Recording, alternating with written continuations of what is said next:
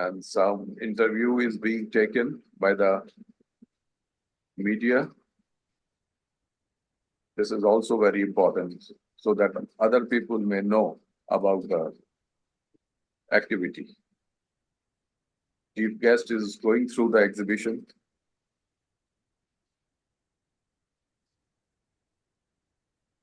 And Mr. Mukeshsrivastava taking him around the exhibition. Now, this is the poster which was released announcing the All India contest on the occasion of the World Photography Day on 19th. And this is the media coverage. As I said, the media coverage is also very, very important. And Dhanbad Camera Club is also very fortunate to have the good media coverage, courtesy Mr. Mukesh Srivastava. Now, these are the results of this contest. I won't read out the names of the winners. I am more interested to show you the picture which got the award. In color section, the above picture got the first award, middle one the second, and last one is the third award in the color section. And then this is for black and white section. And this picture got the first award at the top, and on the left got the second award, and on the right, the third award. And President Choice, President Choice is for DCC members only. The first award, Mr. Chintaharan Ghosh. The second, Mr. Sagar Parmar. And the third, Mr. Sanjay Jain and Mr. Vivek Joshi. And now President Choice Award for DCC member open in the mono section. Mr. Sagar Parmar got the top award, then Mr. Jyotirmoy Yadav, second one, and Mr. Rakesh Kishore Sai got the third, and Mr. Sukanta Ghosh, the fourth one. And the too many awards were there. There was an interesting section, mobilography, for DGMS officers only. And these are the pictures who got first, second, and third award. And these are the honor mentioned for the Mobilo section. So, lot of sections were there. And on the World Photography Day, means on 19th August, two mentors were there. As I said, Mr. Akhil Hardia and Mr. Mukoli Yadav. And some workshops were also arranged, and models were there at MS Sunenda and MS Urvi Sharma. And these are some of the pictures of this workshop this is by Mr. Akhil Hardia, the mentor. And this one is also by Mr. Hardia. And these two pictures also by Mr. Hardia. And this one also. So this is by Mr. Mukul Yadav, the other mentor. And this is also by Mr. Mukul Yadav, and this one too. And now we are having the pictures of this workshop by Mr. This is also by Mr. Mukul Yadav. And this is by Mr. Mukesh Srivastava. Very good effect, having the wide angle lens or the fisheye lens being used for this top picture. Very good effect. Another picture by Mr. Mukesh Srivastava. The third one and the fourth one. We all know that all the members are being asked to contribute four images. Now, a new column which started, portfolio of DCC members, and this time we are having the portfolio of Mr. Chintaharan Ghosh and his portfolio on water birds eating habits. I would like to read out these lines so you may just know what this portfolio is all about. My images reflect the eating behavior of the different water birds having comparatively large beak love to eat bigger prey than birds having the small beak. Birds having larger beak loves to eat snakes and frogs. Sometimes they eat fish also. Whereas small beak birds mostly eat small to medium sized fish. Not only that, the size of the prey also depends on the size of the bird. I am trying to feature eating habits of the different water birds. So friends, now this is the portfolio showing the eating habits of the birds. Very nice pictures. To prepare a portfolio, it's a little bit a difficult task. It is easier to make a one or two good pictures, but a portfolio of 10 or more pictures is a difficult task.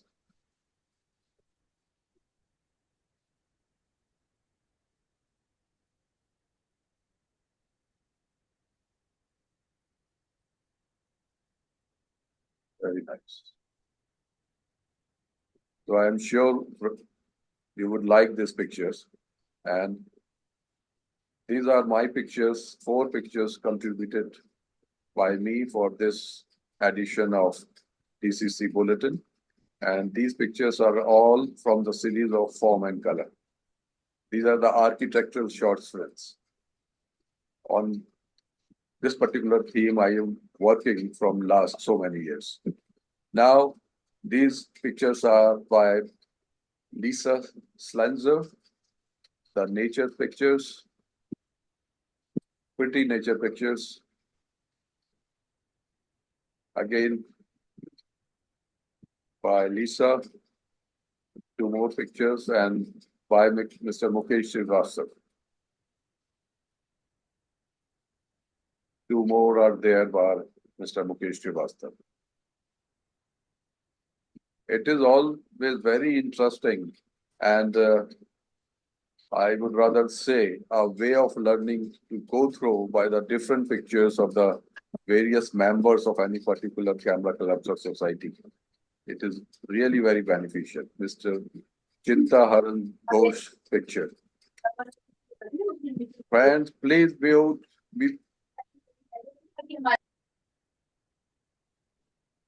2 more pictures by Mr. Chinta Haran Ghosh, all from nature and wildlife. Very nice. And Mr. Prashanta Kumar Das, 1 picture. This is the other one. And these are other 2 pictures by Mr. Prashanta Kumar Das. Mr. Sudeep Royals. I would rather say a candid image. Very interesting. Very interesting. Other photojournalistic picture. And Mr. Sudeep Rai's other 2 pictures. Very interesting. And Chitra Joshi's images, friends. A different sort of touch we may observe by the different members. So this is how we can learn. This is how we can enjoy the others' pictures too, and that too of the fellow club members. Again, Chitra Joshi's other 2 pictures. And Lipi Das, the face painting, very interesting. Mr. Praveen Jaggi's 2 pictures. Mr. Deepak Thakur's 2 images. Other 2 images by Mr. Thakur and Mr. Udyan Jordan. 1 monochrome, 1 color image, friends. And 2 other images by Mr. Jordan. And you may scan to watch the media coverage of DCC World Photography event. And you have already seen this very good coverage by Dainik Bhaskar. And these are the different webinars. The first webinar in 2020 it was started by Mr. Akhil Hardia. And these are the different webinars on different dates by different authors. And today, friends, long journey is already being done. And today we are having the 60th.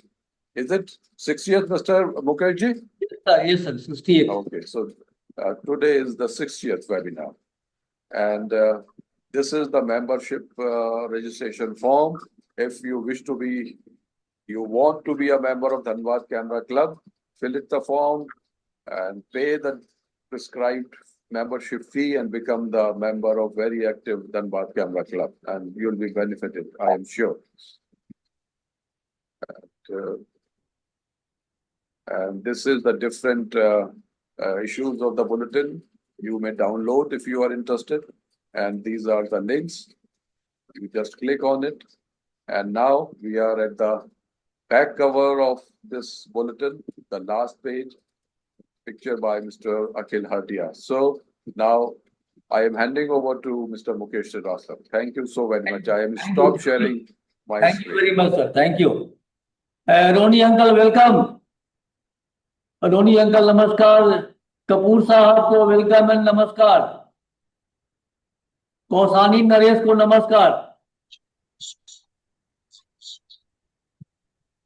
Kausani Naresh सुन नहीं रहे मुकेश जी? नहीं सुन रहे हो अभी, आवाज बंद किए हुए, आवाज तो खोलिए.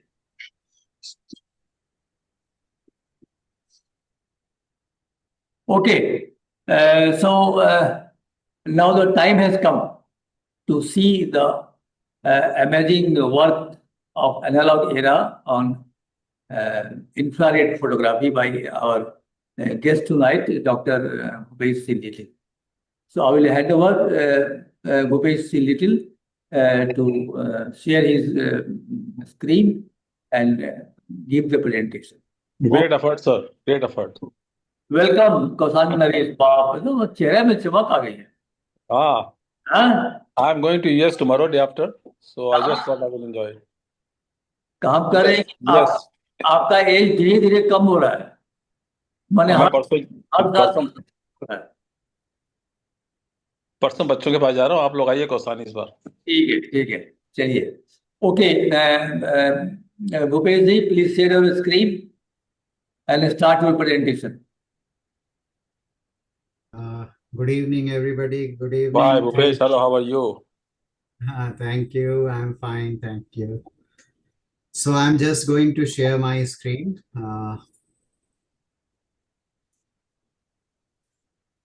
Is it visible?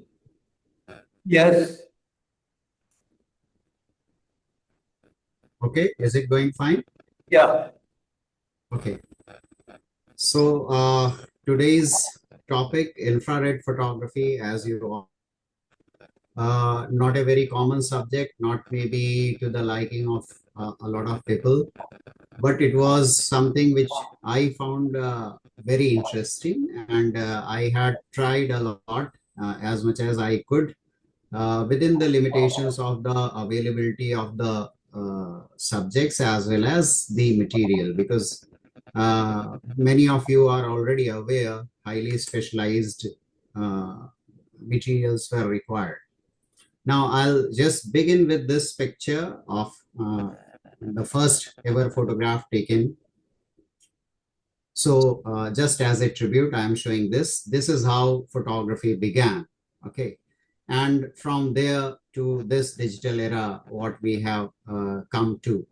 That is one picture which impresses with the use of lines and all, of course, an excellent composition, and way back, 1826-27. For the information of the newcomers who are here may not be aware, this is one of the cameras, or sort of camera obscura as it used to be called, that was being used in the 19th century, and as well as, in fact, in fine arts camera obscura was being used to produce paintings and all long back, somewhere around 1660 onwards. So actually photography also contributed to the development of fine art in general as well. There have been a lot of movements also, which needs a separate discussion, of course. This is one of the modern types of camera, slightly modern, you can say, somewhere around 1900s, Eastman Kodak camera, box camera. Now, starting with the presentation, I would like to say something.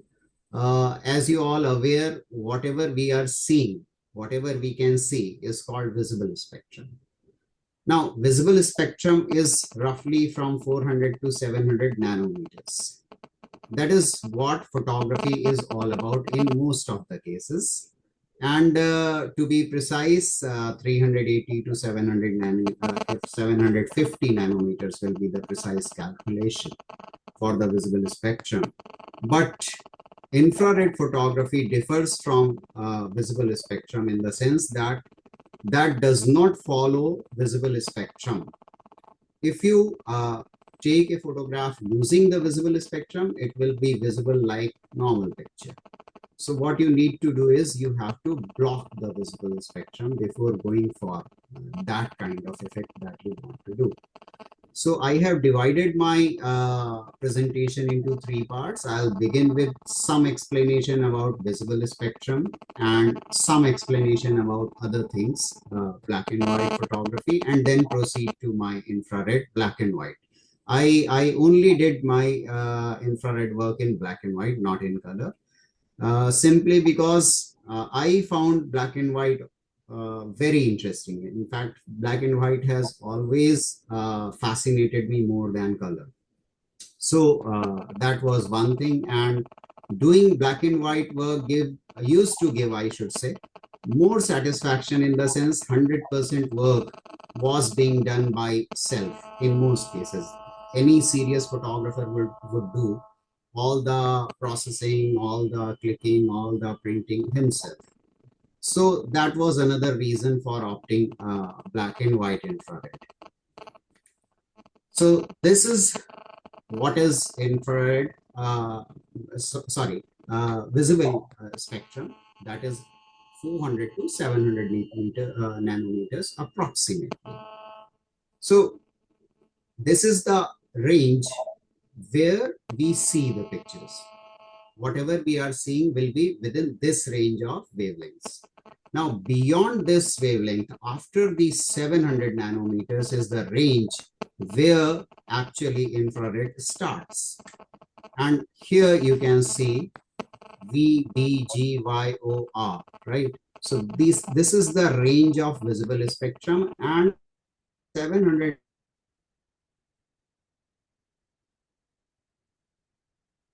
spectrum, which actually is not visible to human eye. For our own work, mostly infrared photography to depend upon 780 nanometers to 7,80,000, or rather for 1,000 nanometers approximately for photography purpose, but actually range much more. Am I audible? Yes, yes. Okay. There is some problem. Okay.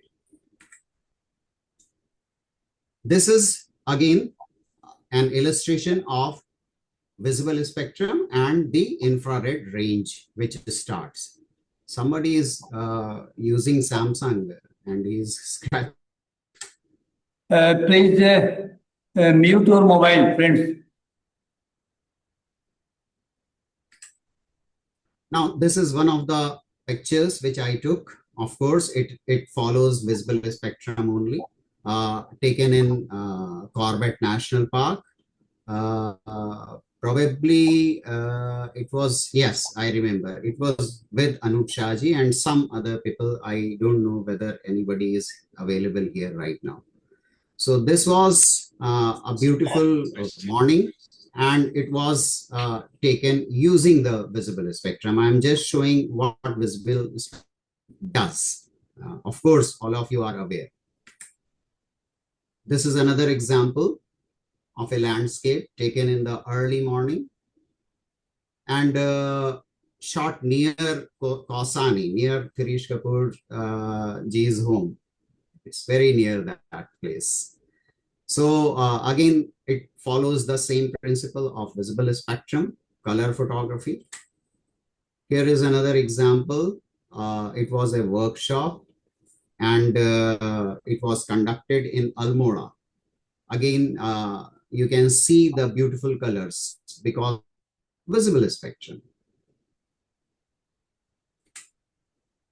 Here is another example of an evening shot taken from aeroplane window and showing the colors and details of visible spectrum. And this is how this particular photograph follows a technique which is called tricolor. Colors, the main colors, the primary colors of light have been broken, and then this picture has been shot. This actually is a multiple exposure shot taken on a color film, and if I remember correctly, it had 10 exposures using different primary color filters. And this is what you get to see from the white light. It was colorful sunset. And even then, you can see how many colors are there. From that color to black and white, monochrome or black and white, as you might say. Black and white has always been my favorite subject. This is one of the evening shots. Now, this shot, though, has been taken on a monochromatic film, but the effect was achieved like this, as if some kind of infrared effect is there, though there is none. So for such kind of effect, we used to use different filters which were not exactly in the range of infrared, and then you would get the benefit of visible spectrum as well as some of that effect. Here is another example of black and white.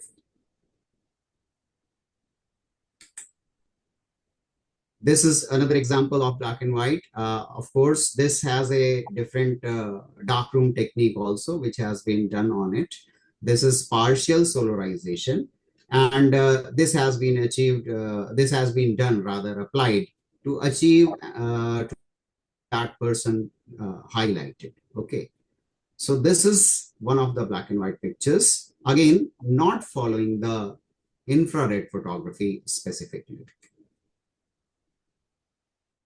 Here is another example of normal visible spectrum, black and white photography. Backlit trees are there and beautiful mist is there. For the beginners who are here in such kind of, whenever you are shooting, you have to shoot underexposed. Okay, maybe one stop to two stops under exposure will give you better results than what your meter will be showing. Most often the meter fooling happens. This is another shot. This has a deep red filter.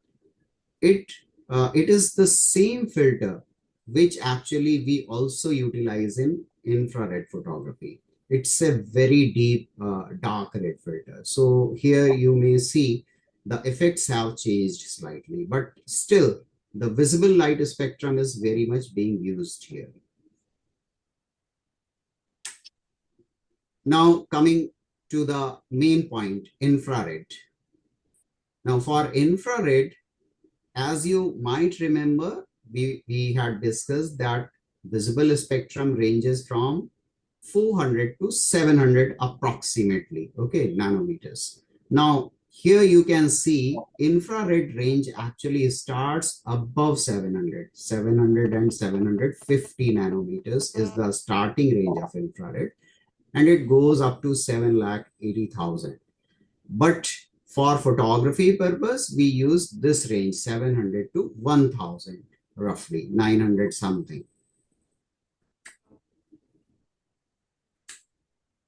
The kind of equipment that you require is also not very common. Not every equipment can be used. So in case somebody is interested and somebody wants to do, he has to use some specific things. Now, these are the three cameras which actually I used to use. One is Olympus OM1N, the other is Canon AE1 and the Canon F1. Those who may have a question why I am saying that not every camera can be used. So I would like to explain that a camera has to be 100% light proof for using the infrared film. Otherwise, the film will get fogged. That is, the film will get spoiled. These cameras, as well as many others, especially in the olden era, during the analog days, film photography days, most of the cameras were actually light tight that way also. And these are the films which were most commonly available. I personally used Kodak high-speed infrared film. Rollei, I have heard that is still available. Kodak is no more available. They have discontinued it 2007, as way back in 2007. But Rollei, I have heard, I am not very sure whether it is available, but somebody was telling that it is still available in the market on demand. So these are the two examples of films that we were using. Now, why I am showing film has a specific reason. For any kind of infrared photography, handling is very important. Now, in film handling, as I have already mentioned, light tight camera, light proof, dark room, both were extremely, extremely important, much more than what anybody can think. Can you see anything? No? So actually, this is exactly what used to happen when we used to work with infrared film. Nothing will be visible. Nothing can be visible in the dark room. Nothing can be visible through your viewfinder as well. And this is the kind of dark room we are familiar with. Most of the people would have used it. But this dark room will not be safe. This is also called a safe room for photography purposes. But this was not safe for infrared photography. So we needed a complete 100% completely light-proof darkroom. There must not be any leakage of light. And special care that you need to take is in the film storage also. The recommendation for Kodak film was 4 degrees centigrade or even less, mostly. And away from all the sorts of heat. Of course, when you are shooting, you have to be careful not to expose your camera to direct sun for a very long period.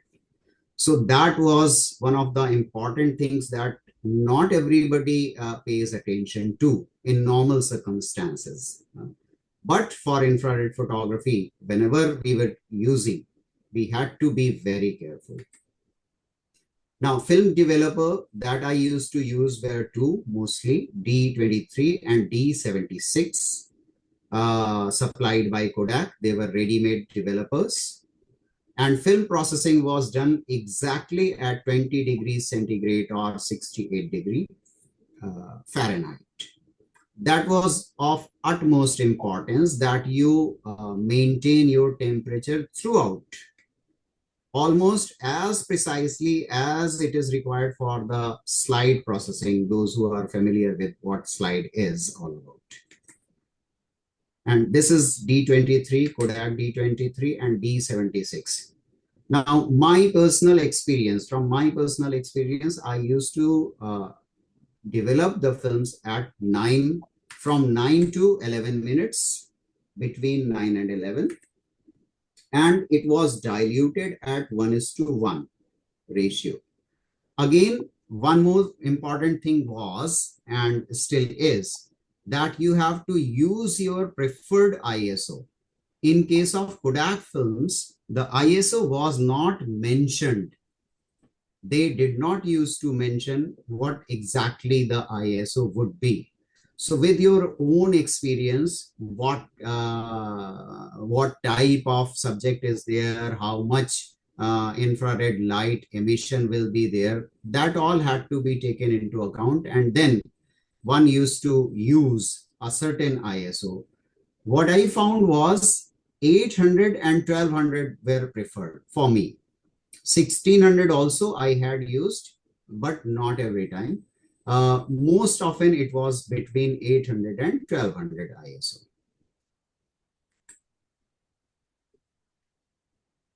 Now, for doing black and white infrared photography, you also needed some filters.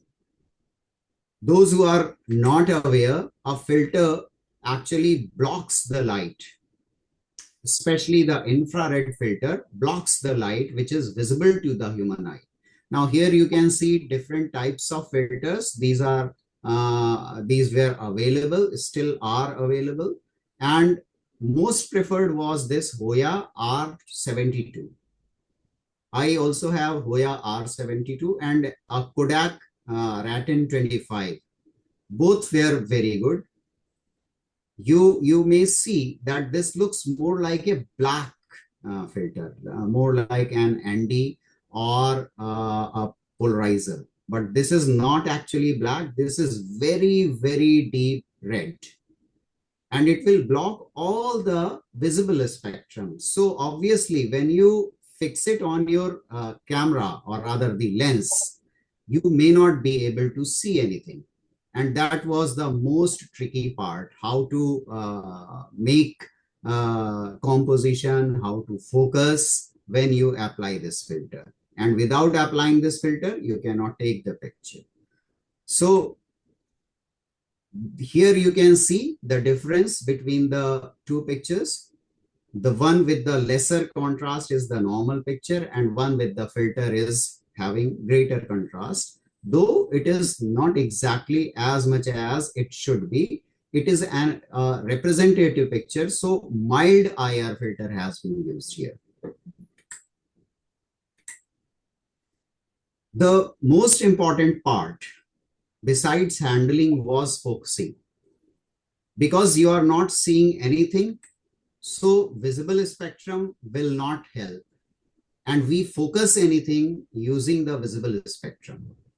So for using an IR film, what you needed to do was, in the olden times, all the lenses used to have a mark which was either R, written R, or there was a red dot here. And that dot was the point where you actually needed to focus. Now, how you would focus is, actually you will focus your subject normally, then fix your filter over your lens, and then you have to shift your focus to that point, whatever focus you had gotten. Suppose you had focused at 20 meters. So that 20 meter will have to be slid and brought near this R, or the red dot. Only then the picture will be in focus, otherwise the focus will not be there. So it used to take time, and it was a slightly difficult thing to do. You had to be very well prepared and also know what to do. Here is another example of another lens. You can see the R very clearly written, and there is a red dot as well. So both are the indications of where you need to actually shift your focus from visible spectrum when you are shooting through infrared filter. Now, this is one of my examples. Now, you can see the infrared effect, the full infrared spectrum effect. Here, a dark infrared filter has been used. The one I was referring to, Kodak infrared filter. And H. Satish might remember it was along with him in Corbett National Park. And I was riding on an elephant. In fact, I have 2-3 of this series. And now you can understand the difficulty of shooting again, because you are moving on an elephant and you have to pre-focus using the visible spectrum, then fix your filter over your lens, and then again shift it and take the picture while the elephant will also be moving. It is not advisable to stop, and of course we cannot get down. Now you can see the silvery effect of the tree. That is because of the infrared effect. This effect you will not get unless and until you are using infrared film as well as the right kind of filter. This is another shot, again shot in Corbett. And this in fact also got the National Award first prize for photography in one national contest. And here it is again Corbett National Park, but luckily I was able to get down for a brief moment. And then I took this shot. So this has a very different angle, a lower angle. And you can see the leaves and the green leaves of the trees also in the background. They have a very different look. This is another of the same series. Now, you may notice that there is a difference between the tones. I'll go back, see this, and see this. Now, this is with the darker Rattan 25 filter. This is with the Hoya R72. So there was a difference in the filters. If you were using any filter, there were also other filters which were available. And this is again with the Hoya R72. This is another example of Rattan 25 Kodak. Now see, this has a very glowy effect. Here the ISO also has been changed. This was shot at 1200 ISO, and it was while processing the film, it was actually developed for a slightly longer period. Roughly 10% extra developing time was given, and dilution had also been increased. So that comes with the experience when you are doing it, what to do to achieve a certain effect if you want to. Again, you can see the silvery leaves here, the foliage and the trees in the background. Even this ground area looks like very white sand or something, though it was not sand at all, neither white nor sand. But this is a very bright sunny day, and the atmospheric conditions were such that the presence of infrared was great. So that has to be guessed because there is no other option. I mean, at least I didn't have any other option to measure how much infrared existed in that particular situation. But I had enough experience and I could guess that here this glowy effect will be better. And that is why I used that filter and also noted it down. I used to note details of all the exposures I used to take, each and every exposure, so that later on it will help me in analyzing what needs to be done. This is another example. Again, see, there is a mysterious kind of light effect here. It looks slightly like an aurora or something, but it is not that. So if you can analyze what kind of situation is there and where the presence will be of infrared, then obviously you can produce a better example. See the composition also, and how you have to visualize what the final result will be. If there is any question, you may ask, anybody may ask.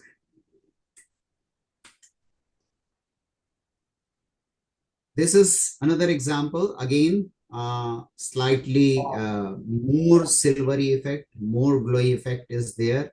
This again comes from the change in the processing and using a different ISO.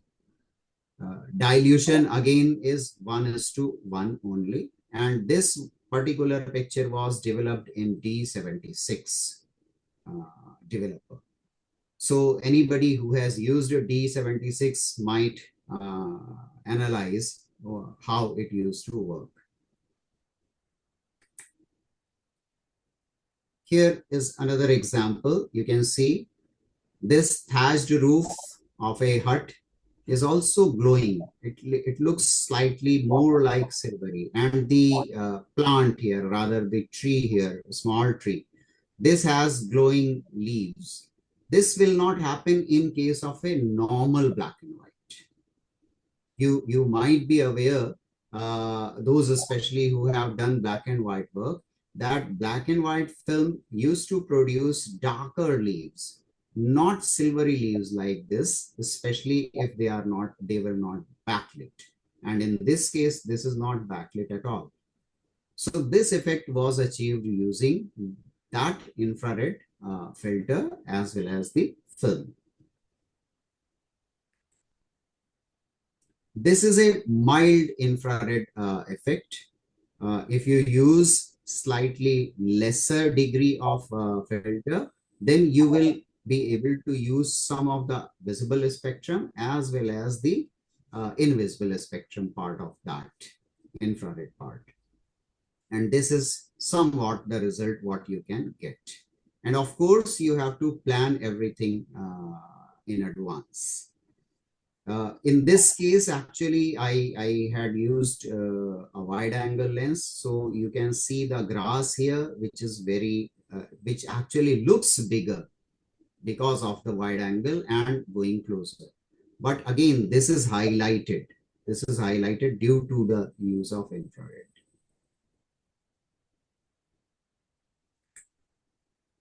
This is a similar example of a different place.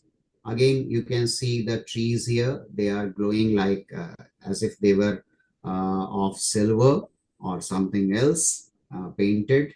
But this is not that, of course. And here you can observe that the picture is more grainy.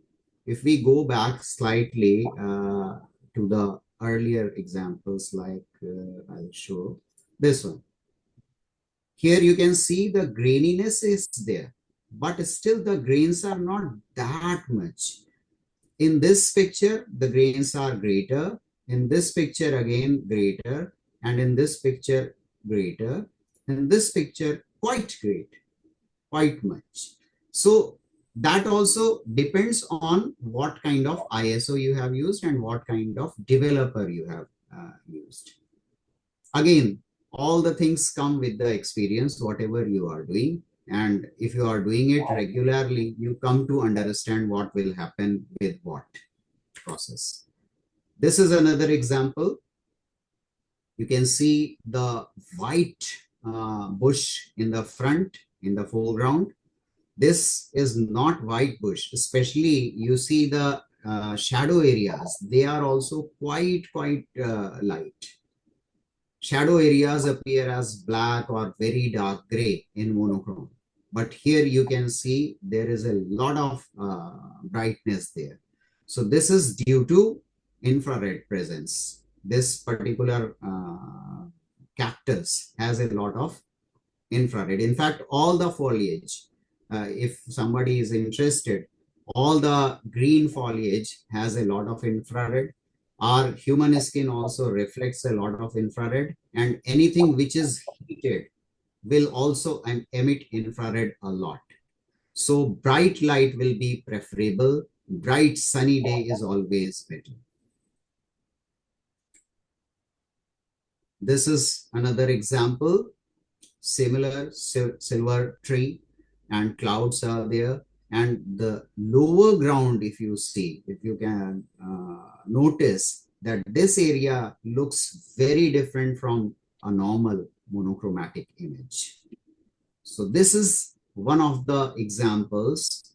Of course, that can be used with different kind of filters to achieve different tonal gradation. Here is another example of the same bush that you saw. Now see the difference. Here it is quite silvery, quite white, and here it is not that white. This is again due to the use of a different filter and different processing method. And I have another of the same, this. This is an unedited picture. I have deliberately not edited to just show that using a different filter will give you a different result. So this result is using while using the Kodak Ratten filter, and this is from a milder filter. I don't exactly remember, but probably it was a much milder filter. So these are the things that you need to take care of while doing black and white photography, especially in infrared photography, and you need to be very, very careful. This is another picture. You can see the result here. There is hardly any presence of infrared. Very little infrared is present because of the highlights. Okay, only they are emitting, slight highlights are emitting the infrared part. And again, this is a milder filter. So as to utilize all the spectrum along with the benefit of infrared. And here you can also notice that the grains are much finer. Now, this is actually, I'll show one more picture. This, if you compare with this, you will find that this also has a very, very fine grain. So if you want to do black and white infrared photography, what you will need to do is you will have to experiment, you will have to study which type of subjects are better suited, which type of subjects in what kind of light will reflect more infrared, and also which filter and which processing chemical you would like to use, whether it will be better for you to use a certain ISO or not, or whether it will be for you to use a better ISO or higher ISO or less diluted filter. Now I'll finish off my infrared work with this one. This is titled White House. So maybe Ma'am Lisa can join this particular place. It is titled White House, and you see the trees here.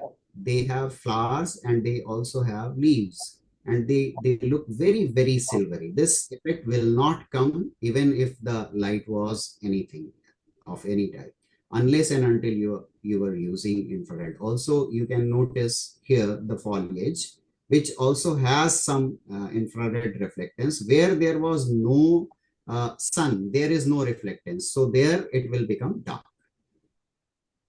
So this is infrared part of photography. I'll sum up with this quote of mine: the more you know, the more you come to know how little you know. Thank you. Welcome for the question. Bhupesh ji, maza aa gaya.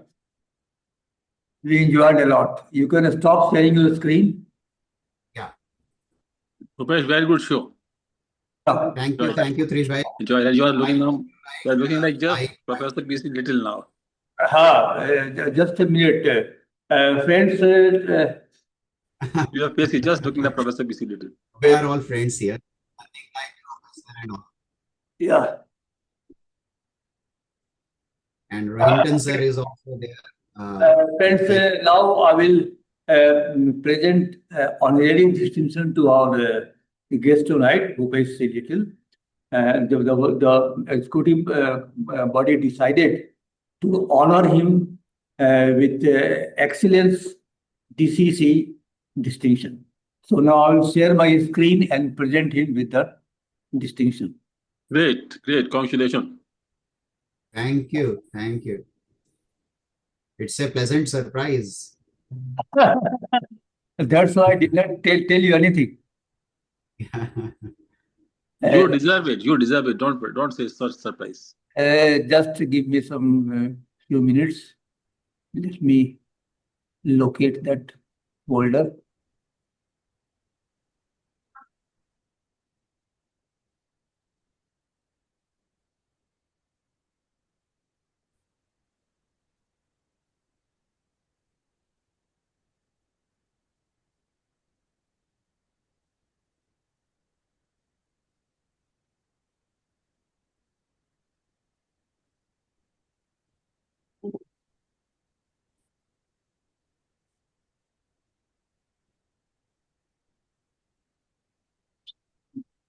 Yes.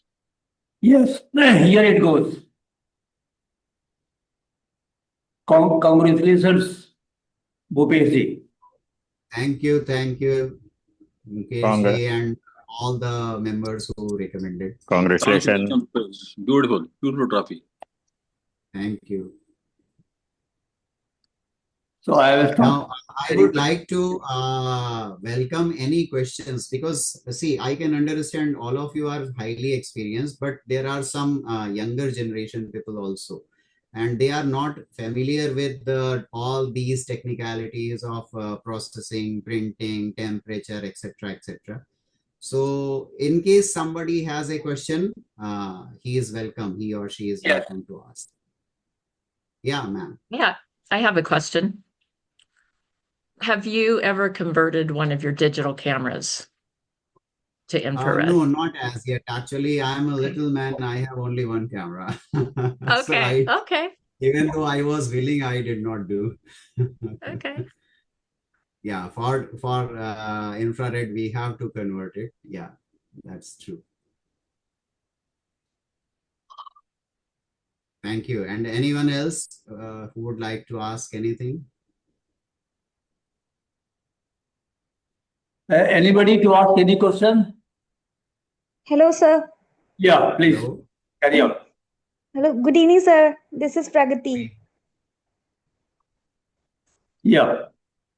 Sir, is it something to do with the chlorophyll, as you told us in one of our class, that leaves are turning according to some leaves are more brighter and some are darker.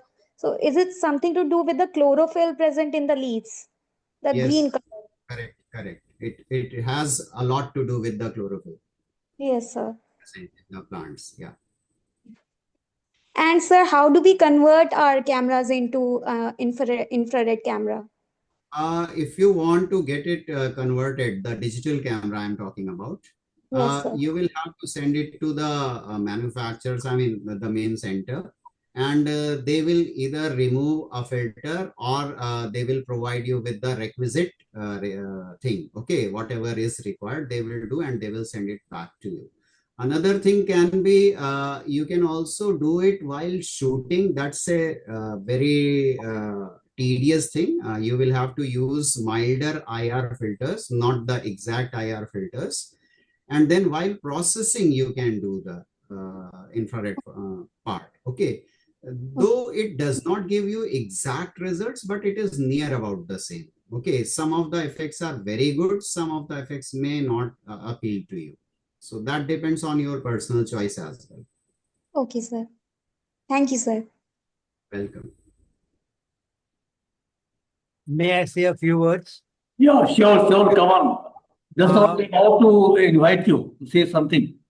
Thank you. Yeah. Somebody asked how can one get the camera converted? Well, there is a company called livepixel.com, livepixel rather, in USA. I don't know exactly where it is because I have got 3 of my cameras converted to infrared because I love infrared photography too. Unfortunately, these days I have not been able to spare enough time to look after that too.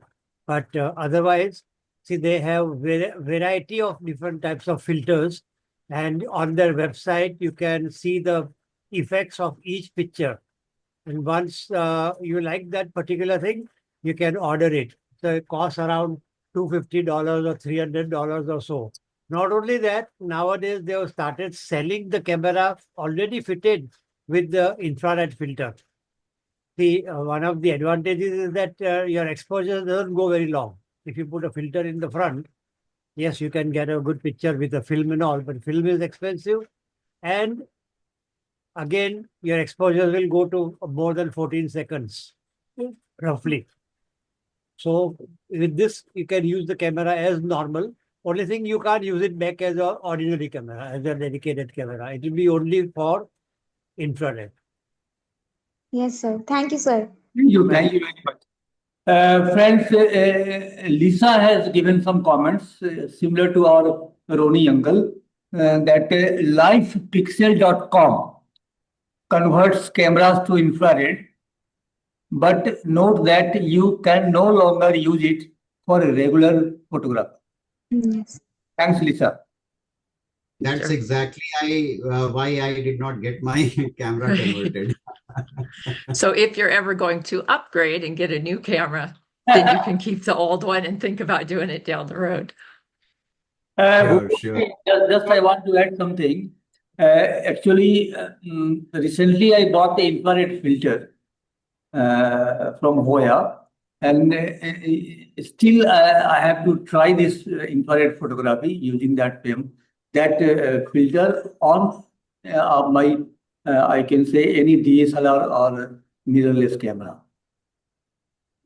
Very soon I will try, because for infrared photography, as I have felt that there should be very cloudy sky, and then a green green plant must be there, because that green converts into white. Am I correct? Yes, sir. Please repeat your. I could not hear properly. Yeah, probably for infrared photography, by using infrared filter on any digital camera, maybe DSLR or a mirrorless camera. So in the frame, I think landscape or anything, the green color gets converted to white. Right. Yeah, and again, if there is a cloud with good formation, then it can. Yeah, but one very important thing is the light should be as bright as possible. See, most often for photography, we prefer early morning or late evening light. But for infrared photography, we prefer very contrasty light, somewhere around 10 a.m. or 11 or 12, even noon time. Okay. So that will give you better results. Brighter light. Thank you. Yeah, brighter and harsh light. Harsh light. Yeah. Sir, I have to say one thing. Yeah. Yes, Jan sir. In old Delhi Chandni Chowk, there is a technician. If you take your camera there, he will convert it into infrared by removing one of the filters there. But permanently, then afterwards, as you said, it will become exclusively to be used for infrared only. Yes. Okay. Any more questions from the participants? Nice to see Ronnie uncle after such a long time. Thank you. Yeah. I hope people did not get bored, because it was a very different kind of subject, and not many questions are coming. So maybe. Bhupesh, it was a really good, nice presentation. Lovely presentation. Bhupesh, that's why I invited you for this topic, because this topic we have never done presentation during our DCC webinar. So always we try to bring something new for our friends. And so this was a wonderful session from you. And actually now I too got inspired, because I cannot convert my camera to infrared. No, I just can't afford to do it. So only thing I can do it to use the available filters of infrared, and I will try that, because converting camera of what is 2 lakhs for infrared photography is just I can say it is a foolish step. So I will try that. Okay. I have got one question, sir. Yeah, please. Mr. Bhupesh ji, I have taken some infrared pictures using red filter, Okay. but I am feeling I am unable to process it properly. Does it require a separate software for process? If so, can you please suggest which software Are that we you have to are use? you using a digital camera for Yeah, I photography? have a shot in I think D850 or Z8. I have shot in that. Lightroom will be better for that. Which one? Lightroom. Lightroom, huh? Okay. Yeah, Lightroom will be better. Even you can do on Photoshop as well, but Lightroom will suit more. But I can do it directly, is it? Yes, yes, you can. But Though that somebody will said that, need some kind of explanation or a rather demonstration how to do it. okay. But otherwise, you can do, and you are very good with Photoshop and all. I know. But infrared, I heard it requires a different software for processing. That's why I'm No, asking. not exactly. Not always. I Okay. mean, you can do it with Lightroom also. Okay. Okay. You will have to I'll go to say, the channels, of course, and select the requisite visible light spectrum, separate them, and then most preferable will be if you have the raw format files with Yeah, you. all raw formats. Yeah. Okay, that's great. Then definitely you can do. Okay. Thank you so much. Welcome. Welcome, Satish. Not welcome, sir. I am right from the initial this thing. I am there. Thank you so much. How are you, sir? Thank you. Thank you. Fine. I miss you always. Yes. Yes. Anybody else wants to say something? I'll say something. You have inspired me. I enjoyed the history of the traditional infrared because that's how it all started. I have some old infrared with the red filter, and I had trouble processing it. I didn't get amazing results, but I know that the reason you get the clouds so white in those dramatic skies is it'll turn a blue sky almost black depending on how you process it. So you inspired me to go back through some of those archived folders, and files and images and see what I can come up with. So yeah, I really enjoyed it. I thought it was a really good program, but I just wanted to say thank you. Thank you. Yeah, Thank you. ma'am. And in fact, what you are saying actually, that was the problem initially with me also, that the skies were coming exactly black. That is why I changed my developing method and used to choose ISO differently for most of the Got it. shots. Yeah, but again, Well, then processing becomes very difficult because you have to Yep. remember everything, cut down the roll and process accordingly. So Well, you changing the mastered filter it. and changing the developer gave me much greater details where usually there will be no detail. Very nice. Thank you. Bhupesh, about selection of ISO, Uh-huh. can you say something? Say I'm shooting in the midday at 12 noon, and then what should be the ISO? Lower or For digital camera, it is completely different. so can we go for 100 ISO or less than that? Preferable will be 100 ISO, but you will get a very long exposure. Okay. If you want grains to be finer, rather the noise to be less, right? Then of course you have to use less high ISO. But the thing is whether you will be able to practically take that picture or not. Okay. That also has to be considered. So you will have to experiment again. Probably you can experiment with 400 ISO, I think. That will not give you very poor results. And which filter are you using? Just I have bought one Hoya. Hoya R72. Yes. Oh, that is 720 nanometers. So that is a good filter. Very good filter. Very good. According to Kodak, if you are using the red filter, then you got to use starting at 400 ISO and then experiment. So what you said is absolutely right. Yeah, thank you. Thank you very much, Ronnie uncle. Good, thank you. So friends, that's all tonight. We will meet again in the month of December with a very, very talented photographer from Cyprus, Bucket, and she has given her consent, and we will meet on the 13th or 14th December this year. Great. Okay. Thanks Bye-bye. to everyone. Thank you. Thank you, sir. Thanks a lot. Thank you. Namaskar to everybody. Thank you, sir. Harish ji, Thank namaskar. you. Thank you, Have a sir. good day. Thank you. Good evening. Thank you so Thank you, much, sir. sir. Thank you, Thank you. sir. Thank you so much. Bye, Satish. Thank you, sir. Bye bye. Bye-bye. Bye-bye. I sir. Thank you, sir.